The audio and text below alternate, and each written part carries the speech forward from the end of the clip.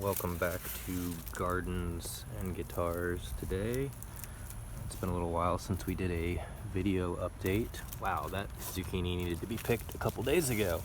So this is one of the tastier varieties I've had. This is the white zucchini from Italy. Got this from Baker Creek.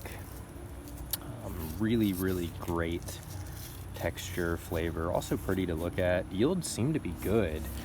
It is susceptible to powdery mildew, and you can see the powdery is here now. We had powdery detected just south of here a couple weeks ago, and now it is here. Powdery is inevitable in the southeast. It is something you are going to get every single year. Fortunately, it is an obligate pathogen and does not overwinter as a spore here. It comes up fresh from more southern regions like Florida every year. When the plant dies at the end of the season due to frost, the powdery also dies. It cannot live without its plant host. Also, powdery is very specific to the plant family, or sometimes even the genus. Powdery that is on squash or zucchini here is not going to spread to the tomatoes or the peppers or anything else. Almost every plant can get its own form of powdery. Sometimes you see powdery on zinnias, sometimes you see it on different crop species, but each one is specific. So the powdery that's on the squash cannot jump to the pepper or the tomato or anything like that. Powdery is a very easy fungus to kill. You can spray it with almost anything and it will die. Even water washes the spores off the leaves. Powdery is a rare fungus because it actually does better when the leaf surface is drier. When you're getting a lot of heavy rain, that tends to keep powdery down. Powdery does better when you have dry spells and just that little bit of humidity around the leaf surface. It prefers fairly dry conditions with just a little bit of humidity on the leaf surface. You can spray baking soda, sodium bicarbonate, potassium bicarbonate. You can spray neem oil, horticultural oils, every essential oil, tea tree, mint, citronelle, all your essential oils. Pretty much anything will kill powdery. There's specific fungicides for it, both organic and conventional. Powdery is very easy to kill, but you generally have to go out and spray very early in the season and fairly constantly. It's something that almost requires more preventative control. You need to start spraying before you see the powdery. My garden is too large for me to go around spraying every plant. I don't have the time for it. I'm not interested in doing it. I really just don't care. So I tend to plant varieties that are resistant to powdery. You can see here the golden zucchinis. This is the Sabring variety. It's an F1 from Twillies. There's a spot or two of powdery on it, but it doesn't look anything like the plant right next to it. So this is powdery resistant. You'll see a few spots here and there, but it's not going to destroy the plant like it will some of these old heirlooms. One thing that I'm interested in is, over time, I would like to select for something that still has like a good old heirloom squash flavor, a real strong, robust, rich squash flavor that also has powdery mildew resistance. So that's one of my little pet projects. I had quite a few tomatoes in here. These are Verticillium wilt resistant Romas, but unfortunately they seem to be susceptible to some type of bacterial blight. You can see this plant is wilting pretty hard. It's probably a bacterial infection. Not a whole lot you can do about bacterial infections. There's some more Romas in here. I'm hoping whatever that bacteria is didn't get all of the tomatoes. We have another one of the F1 Sabring zucchinis from Twillies. So I've been harvesting probably 2 or 3 zucchinis a day, every day for the last month, and they are piling up in the refrigerator and I can't eat them fast enough. Part of the problem is that I can't find them all because everything is planted extremely densely. When you have soil that is extremely rich, full of all kinds of beneficial microbes, organic matter, your plant spacing can be much closer together than what would be recommended for a conventional type of system where the soil is not nearly as high quality. However, when things are this closely planted together, you do have more issues with disease due to lack of airflow, and sometimes it can be hard to find things. So you need to get in there and prune when you have time. I haven't really done a whole lot of pruning here, and you can see a lot of things are out of control. Notice that everything is interplanted, so this bed is not one species of plant. The squash is planted right next to the tomatoes. This is some type of little hot pepper here. I don't remember what. I planted 30 varieties of peppers, and I rarely ever label anything because I like the mystery.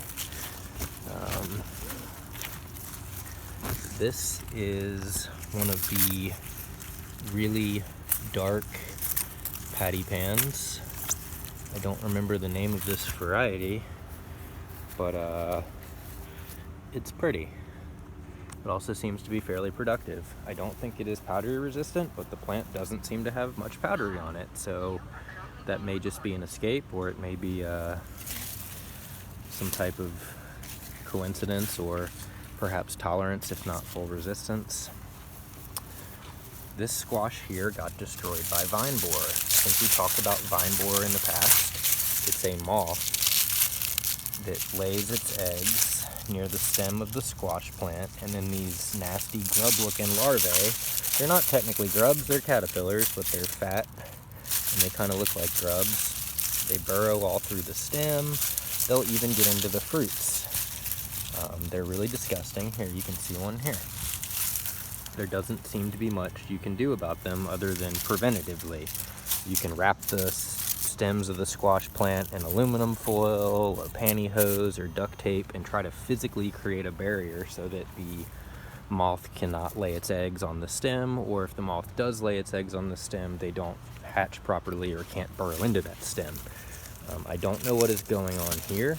This almost looks like a squirrel or some type of rodent was chewing on that, so that's going to get tossed in the compost pile. We have one weed coming up in here. This is Florida betony. It's my worst weed. It thrives in the winter. It really likes wet conditions. The best way to get rid of it is to cover crop it out with things that are more vigorous. This whole area was infested with Florida betony last year, and now it is slowly getting a little bit better. There's a lot of tomatoes in here. I did not realize we had anywhere near this amount of tomatoes because these are not staked, they're not pruned, you can't really see most of the fruits, but there are a lot of fruits in here. I thought I saw one from the other side that looked ripe, but now that I'm over here, I can't seem to find it. I think most of these are the Romas, but we definitely have two different varieties because I've noticed one has potato leaf shaped leaves and the other does not. Well, I can't seem to find that ripe tomato I saw, so we're just gonna move on. We'll see what else is in the garden here. This looks like one of the F1 Sabring golden zucchinis that did not get pollinated well. This will now go in the compost pile. Things like this used to go to the chickens. The chickens would love to eat that squash there and turn it into fertilizer for me.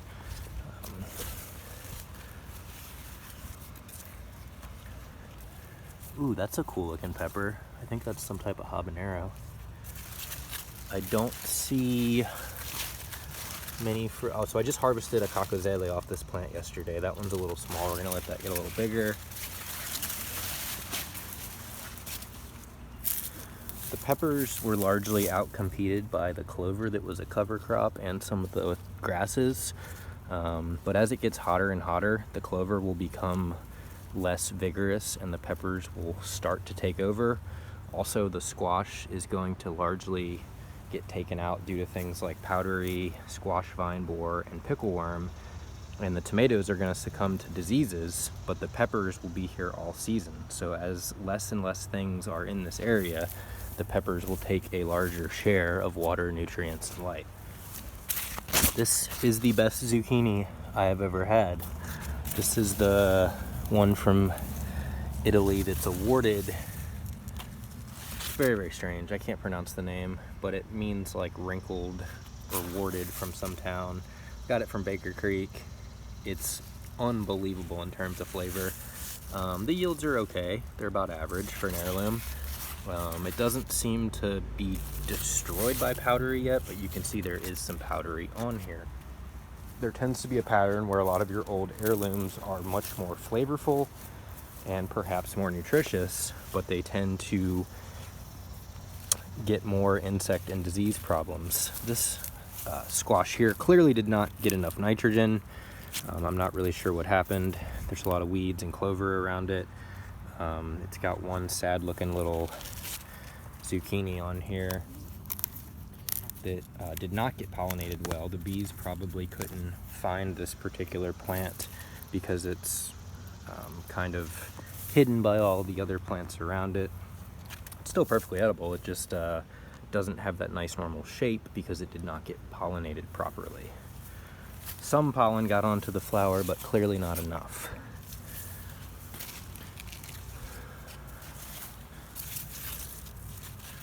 Ooh, this is pretty.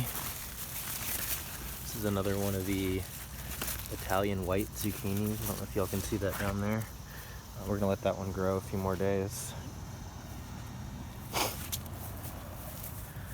This plant looks like it died. It got destroyed by vine borer, and that's fine. It will get replaced with something else now. That fruit will go in the compost pile. This one here, not doing very well. Looks like it's getting attacked. It's got a couple little fruits on it, but well, that's weird. I don't know what happened there.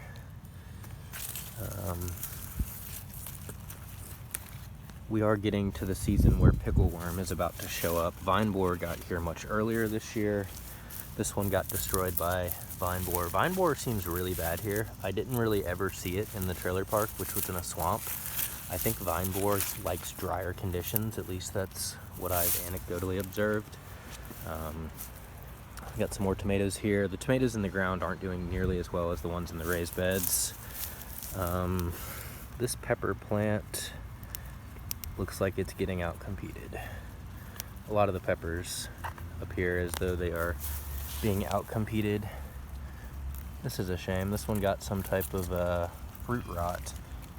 I think this may be bacterial. I was looking at Cornell's Vegetable MD page today, which is fantastic, but I couldn't figure out why there were soft bacterial looking rots on some of the bell peppers I have, and there doesn't seem to be a whole lot of information on that. Oh, look at the zinnias. Aren't those pretty? Well, that's certainly weird looking. Again, these are the tastiest zucchinis I think I've ever eaten, and I've probably had 20 varieties or more at this point. That's a pretty pepper there. Look at you. It's a big pepper for a fairly small plant. Wow, those are nice looking. It's funny because just a month ago the city was here telling me how awful the garden looked and blah blah blah blah, and I got all these flowers blooming and all this produce to eat. And it's interesting because I was always the type that was more than happy to share produce with people, but now I'm just kind of in survival mode, so there will be no more sharing of produce. Grandpa always told me when people show you who they really are, believe them. I just harvested these purple bush beans a couple days ago, but it looks like there's already some new pods. That's exciting. Green beans are unfortunately not very heat tolerant, so it's a difficult crop to grow here. That's why our standard bean is actually the cowpea, because cowpeas thrive in hot weather, while most of your regular green beans will not tolerate temperatures above about 85 or 90 and still produce fruit. I got my hands full. I was dropping the phone.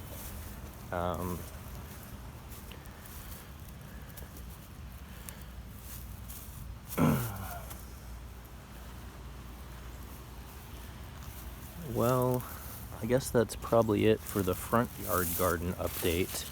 I don't want to do a backyard garden update today just because I need to do some work in the backyard before it looks presentable enough for a garden video. These will be dinner on Sunday. I always like to have green beans on Sundays. You can see the left side of the garden here is doing so much better because it gets a lot more sun. I didn't think about that when I planted this. This is the first year I've had the front yard garden, and I didn't realize that one side got that much more sun than the other. But you can definitely, see the difference, especially as we back up here. The plants on the left side, which are still getting sun even at 4:30 in the afternoon now, while the right side of the garden is almost all shade. So next year I'll factor that in to my planting, and I will plant more shade tolerant and heat intolerant plants in the shady side, and plant more full sun and heat loving plants in the side that gets more of the full sun. Understanding your environment is really crucial to having good, productive harvests with minimal work. There's a lot of people who try to force a particular crop on an environment that it's not well suited for simply because they love that crop. And that can be very expensive and a lot of work. The easier approach is to study your environment carefully and then find out which plants naturally thrive in your environment and adjust your dietary preferences to what tends to just grow well on its own. And that can be kind of difficult for some people psychologically. It's an adjustment. You have to learn to like what does well. Plants like okra are essentially a weed around here, and a lot of people don't like okra. But if it's a plant that's growing itself and you're not having to put any work into it and it's producing massive yields, you should learn to like it.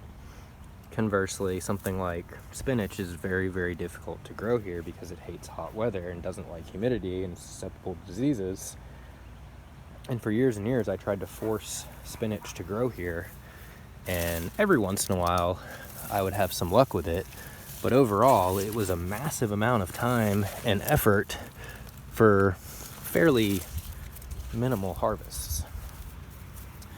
So as I've gotten older, I've learned to appreciate what's naturally growing well here and trying to eat more of that, rather than just try to plant things that I like to eat and hope they do well.